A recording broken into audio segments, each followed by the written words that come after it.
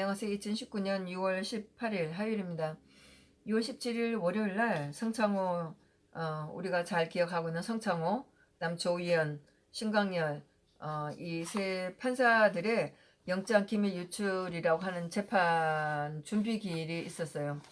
두 번째 준비 기일이 있었는데 5월 20일 날 첫 번째 것인데 이거는 제가 챙기지를 못했었어요. 그랬는데 어제 뭐 제가 또 그 오늘의 재판 이걸 보니까 이게 있어서 갑자기 이제 들어가 봤었어요.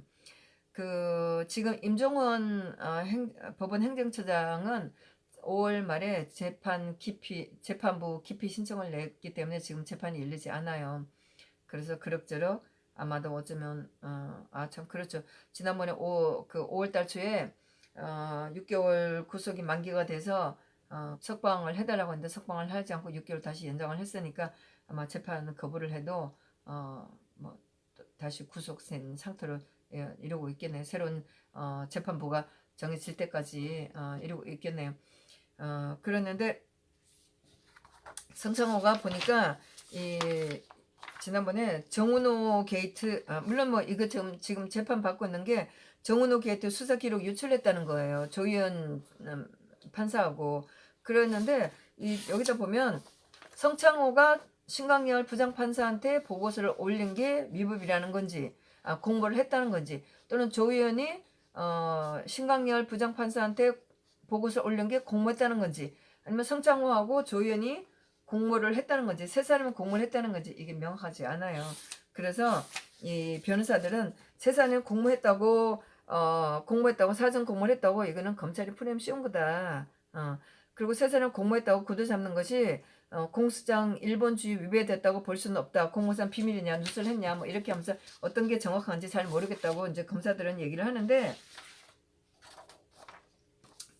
그러면서 비밀 누설 대상이 명확하게 특정되지 않는 부분 그 다음에 법원 행정처에서 영장 가이드라인을 전달하고 영장을 기각하도록 했다는 부분 임종원 전 법원 행정처장 차장이 수사 자료를 송고받아 누설되도록 했다는 부분 등이 수정이 필요하다고 어떤 게 정확한지 잘 모르겠다고 하는데 임종원 법원 행정처장의 그 USB에 있는 문건을 이 검사들이 인용을 하면서 따옴표가 있어요. 따옴표인지 반따옴표인지 이거를 따져야 되는 거야. 따옴표라면 누가 했다는 말인데 그게 누가 했다는 건지 따옴표를 했다면 또 그걸 누가 한 말을 갖다 누가 인용했다는 건지 이게 지금 명확하지 않다고 변호사들이 주장을 해서 판사가 이거를 다 밝히라고 얘기를 하는 거고 그 다음에 근데 이제 피고인들은 그 변호사들은 이게 공소장 1번주의에 다 위법됐다고 이 공소 내용을 다 인정하지 않겠다는 거예요. 공소장 1번주의라는 게 사전적인 의미로 보면 법률 공소 제기를 위하여 공소장을 관할 법원에 제출할 때 법관의 예단을 방지할 목적으로 형사소송 규칙에서 정한 것 외에 서류와 그 밖의 물건을 첨부하거나 그 내용을 인용하지 못하도록 하는 원칙. 검사들이 자기네 공소한 내용을 입증을 하려고 구구절절하게 이 문건 저 문건을 막 갖다 댔어요. 그러니까 변호인 측에서는 못 받아들이겠다 이렇게 이제 하는 부분이면서 전체적으로 공소 내용 못 받아들이겠다 하는 거예요. 그러면서 재판부가 이제 그렇게 얘기를 하면서 공소장 1번 주의에 위배된다고 볼 수는 없지만 이것을 입증하려면 재판이 길어질 게 분명하다. 당연하죠. 변호사인 측에서는 이거를 검사들이 써갖고 온 거를 공소한 거를 다 그대로 받아들일 수는 없죠. 하나씩 다 따져야 되겠죠. 그러면서 단순히 수사 기록을 영장 전담 판사들이 이게 보고하고 그러니까 뭐 성창호가 보고를 했다는 것인지 아니면 조희연이 보고했다는 것이 성창호하고 조희연이 합동해서 보고했다는 것이 이게 공모냐 어떤 게 공모라는지 잘 모르겠다는 거예요. 그러면서 또 신광일 전 부장판사가 임종원 전 부장판사에게 보고한 것이 업무상 비밀 누설이 되는 건지 아닌지 이것만 판단하면 간단하게 결론 날 거라고 하는데 이제 검사들은 주저리 엎었죠. 그러면서 이 부장판사는 임종원 씨 재판이나 양성태 대법원장 또 박병대 대법관 또 고영한 대법관 재판이 열리고 있는데 여기서 어떤 게 지금 어떤 게 보고가 되고 이런 거는 이 사람들은 잘 모른다고 하는 거죠. 그러면서 업무상 업무상 비밀 누설 해당 여부로만 임정차장과 양선 대법원장 재판관은 무관하게 자기는 빨리 결론 낼 수 있으면 좋겠다고 하는데, 그러려면은 검사들이 한 공소 내용이 정확하게 돼야 되는 거죠. 그러면서 이 판사가 검찰이 공소장을 그대로 지금 있는 대로 유지를 할 건지, 그러면 다시 수정을 해서 공소장을 변경해서 낼 건지, 이거를 다음 공판 기일 전까지 써달라, 이제 이렇게 얘기하면서 준비 기일을 하루 더 가져야 되겠다고, 한 번 더 가져야겠다고 하면서 7월 15일 날 준비기를 한 번 더 하겠다고 이제 이렇게 얘기를 했는데, 성창호가 보니까 그 IDS 홀딩스 뇌물수수 관련으로 그 전 서울경찰청장 구원수 씨를 무죄 선고를 했어요. 예. 그랬는데 또 그 전 서울경찰청장 구원수 씨는 백남기 그 농민 사망건으로 또 업무상 가실치사라고 해서 재판을 받고 있어요. 뭐 이 사람도 참 여러 가지로 복잡을 하죠. 그리고 조희연 판사는 2017년도 제가 재판에 다니고 나서 보면 조희연 판사가 재판을 굉장히 많이 했었어요. 홍문종 의원은 지금 재판 받고 있는데, 이 사람은 아마 홍문종 재판은 지금 바뀌었을 거예요. 조희연이나 신강렬은 얼마 전에 재판부에서 그 재판을 더 이상 못하도록 이렇게 배제됐죠.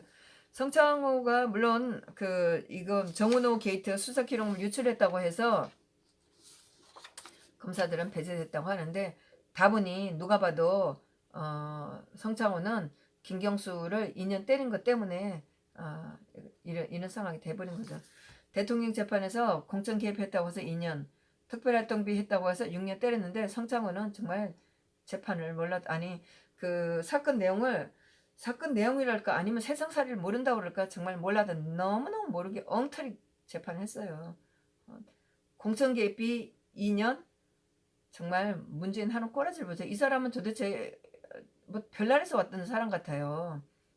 국정원 특발에도 마찬가지예요.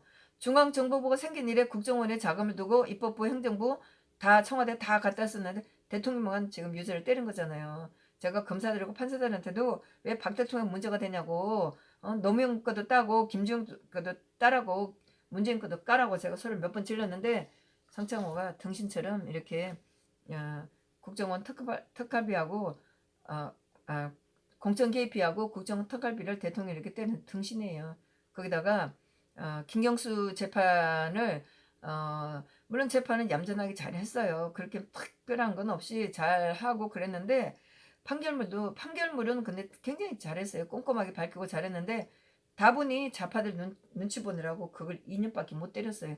4년도 적었어요. 그랬는데 겨우 2년 때리고 박 대통령 그 꼴로 만들어 놓고 2년 때려갖고 좌파들한테 당해갖고 지금 재판에서 배제되고, 자기가 지금 재판 기록물 유출했다고 해서 지금 자기가 기소되고 재판받고 있는 꼬라지가 돼버린 거예요.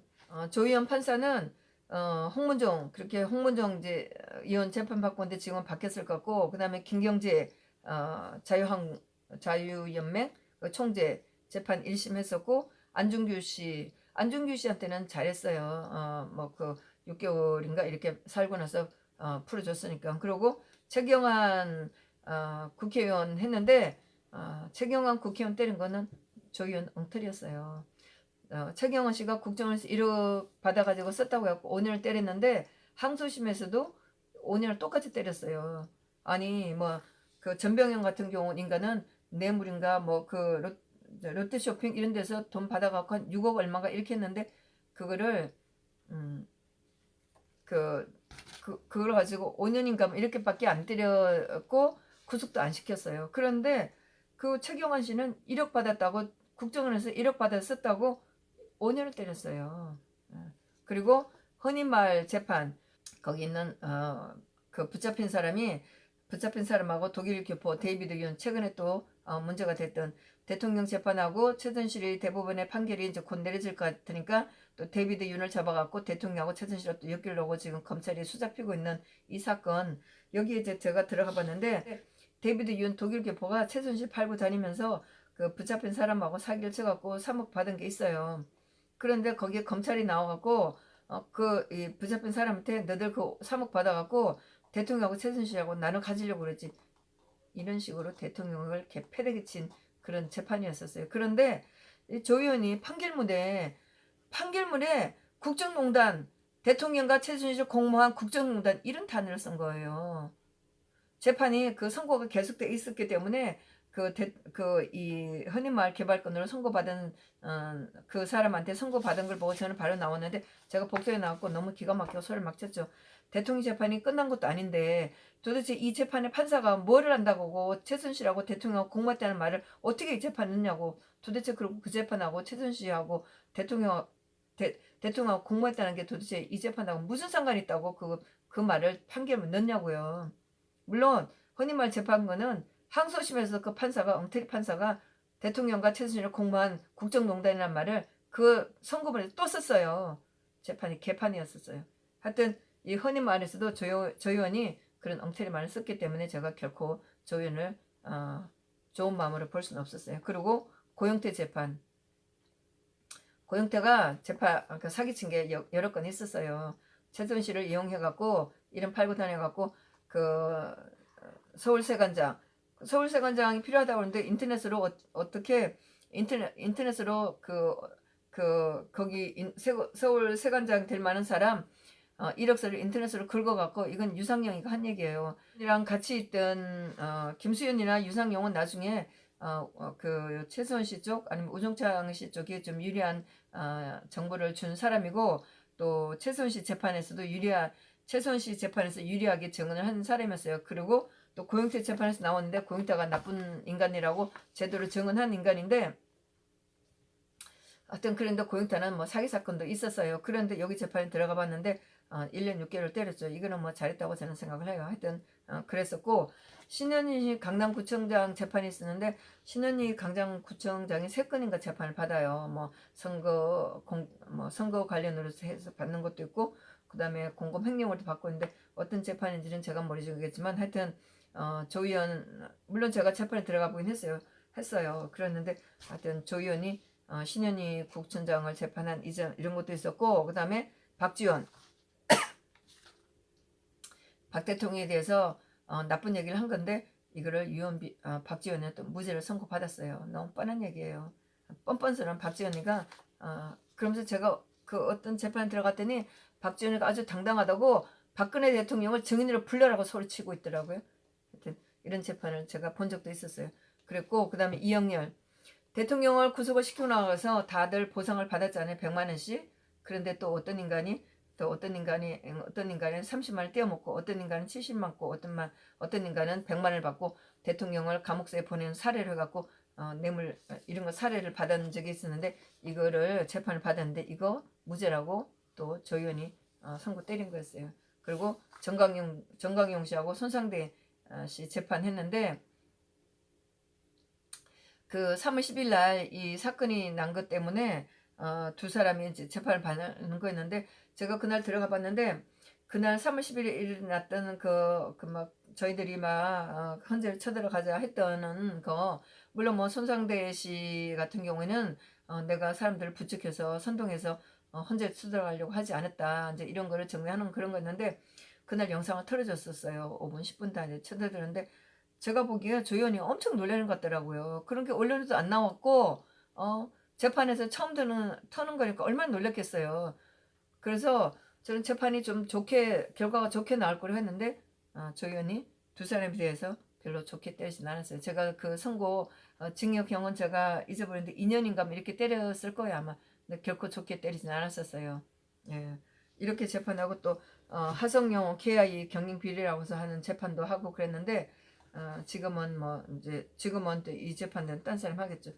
그래서 뭐 딴에는 일부 이제 이 사람들이 좌파들은 이 사람들을 우파라고 하면서 욕을 해요. 제가 지난번에 법원 앞에 가보니까 좌파 놈들이 뭐 그 우파 그 판사들을 벌하라고 아주 뭐 그 판사들을 아주 크게 접어가고 사진 찍어갖고 뭐 접어서 갖고 쭉 펼쳐놓고 뭐 이 사람들 단죄하라고 하는 시위하는 걸 제가 봤는데 좌파들은 이 사람들이 우파라고 하면서 그랬지만 제가 보기에는 결코 이 사람들이 우파들한테 제대로 판결하지 않았었어요. 물론 뭐 다 100%다 우파들한테 좋게 할 수는 없었겠지만은 하여튼 특히 성창호는 자기 재판 받으면서 한번 당해봐야죠. 엉터리였었어요.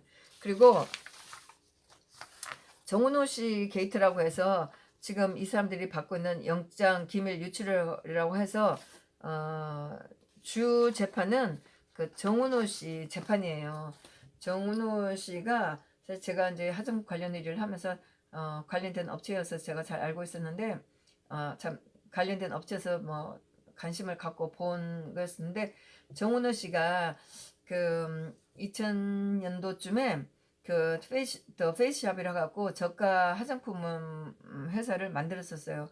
당시에 뭐 IMF 사태가 터지고 나서 한국 경제가 완전히 초토화된 상태에서 화장품의 저가로 된 브랜드 샵이라고 해서 나와서 굉장히 인기가 있었어요. 그래서 이 사람이 뭐 그 이제 색조 제품에서는 미샤가 있었고 그다음에 스킨케어 제품에서는 더 페이스샵이 있었는데 뭐 인기가 엄청 났었죠. 그러면서 그 이후로 이제 이런 뭐 저가 브랜드 그 저가 브랜드를 해갖고 뭐 비슷한 그 브랜드 샵 회사들이 많이 생겼었죠. 하여튼 이 사람은 정은호 씨는 자기 회사를 만들어갖고 2006년도쯤에 이거를 미국에 있는 사모펀드한테 팔았어요. 엄청난 돈을 챙겼죠. 그러면서 물론 당연히 계약은 5년 동안 화장품 일을 안 한다 이렇게 했지만 자기 동생을 시켜서 회사를 만들어 놓고 일단은 뭐 공식적으로는 안 하는 척은 했었죠. 그리고 5년 지나고 나서 다시 화장품 회사를 했었고 그러다가 다시 만든 게 네이처 리퍼블릭이라는 회사를 만들었었죠. 네이처 리퍼블릭 만들면서 초기에 잘 나갔었어요. 잘 나갔었는데 그런데 또 이 사람이 그 뭐 잘 나가면서 회사는 이제 딴 사람한테 맡기고 나서 열심히 해외사를 다니면서 도박을 했었죠. 그래서 도박을 해서 이 사람이 구속됐는데 저는 잘 몰랐는데 구속됐을 때 보니까 뭐 업체에서 얘기를 하더라고요. 벌써 1년 전부터 소문이 파닥이 났었다.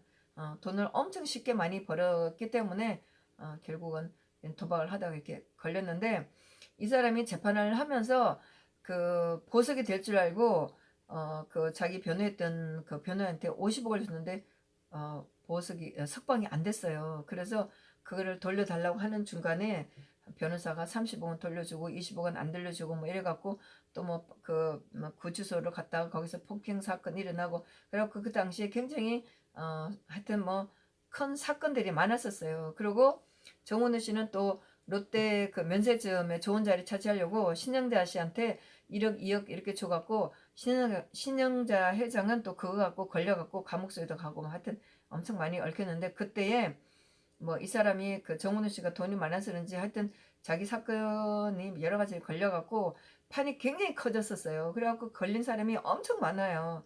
그래서 아마 결국은 거기에 얽혀서 이렇게 설키면서 성창호나 조연이 이렇게 걸린 것 같고 그렇지만 뭐 지금 결과는 지금 뭐 양승태 대법원장이나 또 박병대 고용한 대법관들 그다음에 그 임종원 법원 행정처장 걸리면서 사법농단 같이 걸려드린 거죠. 이참에 조금이라도 보수 쪽의 판사들은 다 잡아넣자 이거죠. 그렇게 해서 이제 그런 재판이 있었고 오늘 18일 날은 양승태 대법원장 박병대 고용한 대법관들 재판인데 지난주 14일 날 재판하고 마찬가지로 이 검사들이 그 변호사들이 요청한 문건을 따지는 거였었어요. 그 변호사들이 임종훈 씨 USB에 추출된 문서의 진위성을 따져야 된다고 이렇게 해서 그 문서를 일일이 따지고 있는 거예요. 검찰들이 임종훈 씨의 USB를 추출해서 거기는 문건을 홀라당 뒤졌겠죠. 거기서 문건을 따갖고 자기는 또 문건을 만들었어요. 그런데 이 문건에 있는 번호하고 임종원 씨의 USB에 있는 문건들 번호하고 다르게 만든 거예요. 당연히 그렇겠죠. 그래서 지금 법원에서 하고 있는 거는 검찰들이 만든 문건, 거기 이제 자기 일련 번호를 매기고, 문건의 번호를 매기고, 이거하고 임종원 씨의 문건 번호하고 일일이 크로스 체크를 하고 있는 거예요. 그런데 검찰들이 이 변호인들한테 이 자료를 자기네가 조사한 자료를 다 주질 않았었어요. 그런데 일부는 또 임종원 씨 USB에 있는 문건을 또 이렇게 준 거예요. 그러니까 임종원 씨 USB에서 추출된 문서하고 검찰이 만든 문서하고 그걸 일일이 지금 따져보고 있는 상황이에요. 변호사들이 이 검찰들이 이 변호사들한테 서류를 주긴 줬는데 USB에서 나온 문건을 추출해서 준 것도 있고 또 검찰들이 자기가 만든 문건들을 이 변호인한테 준 게 있어요. 그러니까 검찰들은 그거를 이 문서를 크로스 체킹이 안 되는 거예요. 그래서 그리고 어떤 게 원본이 되는 건지 이거를 자기네가 모르고 자기는 인정할 수 없다는 거예요. 그래서 검찰은 자기네가 만든 물건을 일련번을 쭉 새겼고 거기에 문건 번호를 또 새겼어요. 그거하고 거기에 이제 그리고 USB 그 임종원 씨 USB에 있는 문건의 번호가 당연히 있죠. 거기에 또 제목이 있어요. 그래서 이거를 일일이 대조를 하고 있는 거예요, 지금. 대조를 하는데 제가 오늘 보니까 임종원 씨 재판, 임종원 씨 USB에 있는 문건들의 제목하고 검찰이 만든 문건의 제목하고 같은 것도 있고 다른 것도 있어요. 당연히 검사 변호인 측에서는 그거를 모르죠. 따질 수가 없죠. 일일이 다 따지는 계속 지금 따지고 있는 거예요. 오늘 지난주에도 그렇고 오늘 따지고 있고. 근데 판사가 박남천 판사가 꼼꼼하게 잘 따져요. 물론 뭐 피고인 자체가 워낙 지금 이 나라 사법부의 최고 수장들이니까요. 대법원장, 대법관 두 사람 하니까 사실 제가 보면서도 경력에서도 20년 정도 차이가 날 거예요. 나이로서도 그럴 거예요. 근데 판사가 함부로 할 수 있겠어요? 그래서 어쨌든 판사는 열심히 잘 따지고 있어요. 그래서 하나씩 하나씩 짚어 넘어가는데 심지어 글자 폰트까지 따지는 거예요. 그러니까 이제 이거는 왜 글씨가 왜 달라졌냐, 글씨체가 왜 다르냐, 이제 이렇게 숫자도 크기가 다르다. 이제 이렇게 얘기를 하니까 판사가 그런 걸 이제 얘기를 하니까 검사들이 각을 다 짚어 넘어가는 거예요. 그래서 막 컴퓨터에 폰트가 생성이 안 돼서 그렇게 한 것 같다. 그런데 이 일련 번호, 그 숫자 매긴 거는 이거는 왜 숫자가 왜 달라졌는지 모르겠다. 이런 것도 얘기를 하고, 그리고 이제 글자의 자간이 왜 이 문서에서는 이렇게 되는데 이 문서에서는 왜 이렇게 작냐, 크냐, 뭐 두 장을 넘어갔냐 이런 걸 따지면서 하니까 이제 검사가 요거는 자간이 왜 달라졌는지 모르겠다. 이렇게 하면서 이제 이런 거까지 다 따지는데 검사들로서는 죽을 맛이겠죠. 그래서 변호인 측은 어쨌든 이제 이 검사들은 변호인들이 요청한 이걸 다 들어주어야지 얼렁뚱땅하게 넘어갈 수는 없겠죠. 그래서 판사가 이거를 꼼꼼하게 다 따지고 있는데 뭐 어쨌든 다행이에요. 그래서 이 검사들은 재판 지연이라고 해서 뭐 몇 번 항의를 했어요. 그랬는데 판사가 이제 그거를 다 자르고 계속 이렇게 꼼꼼하게 넘어가는 거 잘 하는 편이죠. 근데 판사가 목소리도 나긋나긋한데 하여튼 딱 따지면서 잘 해요. 시간도 12시 되면 딱 끝나려고 하고 그다음 오후 재판 같은 경우도 2시에 시작해서 3시 45분까지 재판하고 좀 쉬고 그럼 4시에 재판한다. 이렇게 하면 3시 45분쯤 되면 말이 진행되더라도 딱 끝내는 거예요. 휴식한다고 딱 끝나고 오늘 같은 경우도 이제 오전 재판인데 뭐 검사들하고 옥신각신하면서 그 말이 정리가 안 되는 거였어요. 그러니까 이제 아무래도 좀 길어질 것 같으니까 이쪽에는 변호사 측에서 오늘은 이만하시죠 이러는데 저는 조금 좀 신경 쓰이더라고요. 왜냐하면 판사들이 그런 걸 되게 기분 나빠하는 경우도 있거든요. 별거 아닌데도 자기 건의 세우려고 그러는지 판사들은 그런 거 싫어요. 그러는데 이 박남천 판사는 딱 자르면서 오늘 오전 재판 이걸 한다고 그러면서 2시 한다고 이렇게 딱 이제 자르고 했어요.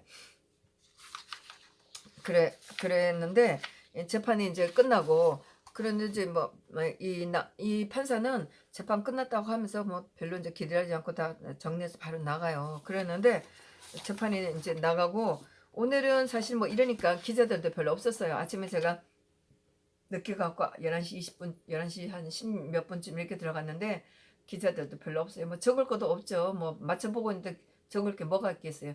저는 열심히 이제 그 검사들이 한 그 뭐 표, 그다음에 임종원 씨가 만든 표 이거를 좀 대조를 어떻게 하냐 해갖고 제가 단어를 뭐 그 문장이랑 그 표를 막 적어 보려고 이랬었지. 사실 저도 뭐 들을 건 없어서 빨리 나가고 싶다는 생각은 했었어요.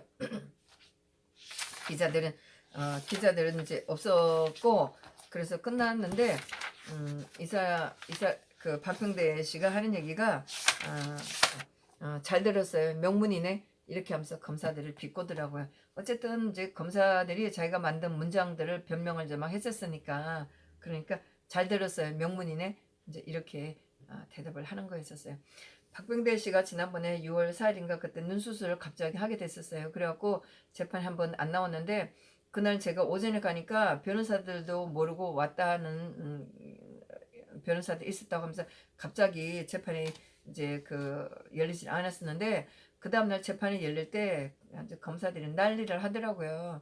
아픈 것도 뭐 경고 뭐 아니 예고를 하고 아프나요? 아주 급하게 돼갖고 수술하게 되면 하는 거지. 검사들이 그거 가지고 엄청 시비를 걸었었어요. 그러면서 뭐 다른 추가로 기일을 잡아야 된다, 어째야 된다, 이제 이렇게 옥신각신하고 그랬는데 변호사들은 막 자르죠. 지금 두 분도 많다, 뭐 이렇게 하면서 하고 있다가 판사가 하여튼 가능한 두 번을 지키려고 하는데 뭐 이런 식으로 진도가 안 나가면 다시 추가 기일을 잡아갖고 하는 걸 해보겠다 뭐 이렇게 했는데 제가 지난주 금요일날 오전만 듣고 오후에는 듣지 않았는데 아마 오늘 그 화요일날 아마 추가 더 재판하기로 했었나 봐요. 예, 그렇게 해서 화요일날 열렸는데 대출 재판 이제 수요일하고 금요일이라 그거는 뭐 제가 오늘 법원 사이트에도 보니까 18일까지만 나오고 그 이유는 안 나왔으니까 그건 다시 확인해봐야 되겠죠. 그래서 임종원 씨는 재판부 기피 신청을 냈어요. 그래서 아직 재판이 열리고 있지 않아서 언제쯤 재판이 열릴지 모르겠는데 사실 임종원 씨 재판은 제가 들어가봐도 편파적이에요. 판사가 박남천 판사하고 대법관 재판하고 다르게 하고는 사실이 있었어요. 뭐 어차피 사실 이렇게 된 마당에 저는 지금 피고인들이 좀 항의도 하고 거부도 하고 이렇게 했으면 좋겠어요. 고분고분 검사들한테 질질 끌려 다녀봤자 한 개 더 달라질 거 없어요. 검사들한테 저렇게 해봤자 약점은 잡히는 거고 검찰들이 뭐 봐줄 것 같아요? 한 개도 안 봐줘요. 그래서 그런데 어쨌든 임종원 차장이 뭐 이렇게 저렇게 저항을 하고 있는 거라 좀 다행스럽다고 생각을 해요. 제가 편지를 그분 재판 처음 보고 편지를 한번 쓰고 그 다음 편지를 안 썼는데 편지를 쓰겠다는 생각은 수십 번 하는데 시간이 그렇게 잘 안 돼요. 그리고 뭐 손편지만 달랑 쓴다는 것처럼 뭐 이거 기사도 좀 챙겨서 보내드리는데 그것도 좀 뭐 열심히 저장만 해놓고 정리가 안 돼서 못하고 이런 상황이죠. 하여튼 있는 분들이 힘을 내시고 좀 했으면 좋겠는데 참 오늘 제가 재판을 보면서도 대법원장, 대법관들 재판을 보면서도 봤는데 물론 지난번에 그 박남천 판사가 선입감을 줄 수 있다고 박 대통령 이름 다 빼라고 그랬어요. 그래서 징용이라든가 그 위안부 사건이 나오면서도 거기에 대해서 박 대통령 이름은 아직 모르겠어요. 뭐 지금은 그 USB 문건 대조하는 상황이라 그런지 모르지만은 어쨌든 박 대통령 이름은 나오고 있지 않아요. 예.